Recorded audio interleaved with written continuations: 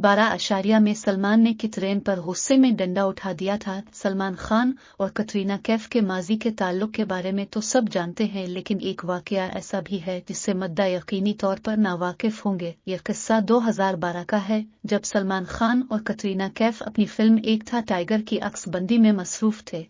Seat पर एक ऐसा गैर मामूली वाकया पेश आया जिसने हर सुनने वाले को हैरान कर दिया। भारतीय मीडिया के मुताबिक हुआ कुछ यूं था कि सलमान अपने सीन को अक्स बंद करवाने के इंतजार में हीरोइन कटरीना का इंतजार कर रहे थे। कटरीना जैसे ही अपनी वैनिटी वैन से बाहर आईं तो उन्होंने ऐसा लिबास ज़ेब तन कर रखा था जो सलमान को पसंद नहीं आया, जिस पर दबंग खान कुछ खफा हो गए और पास रखा डंडा उठा लिया। भारतीय मीडिया के मुताबिक सलमान ने कटरीना के सामने डंडा भी लहराया और इस तरह का लिबास पहनने की वजह पूछी, जिस पर अदाकारा ने बताया कि उन्होंने डायरेक्टर कबीर खान की ख्वाहिश पर ये लिबास पहना। इस पर सलमान ने कबीर खान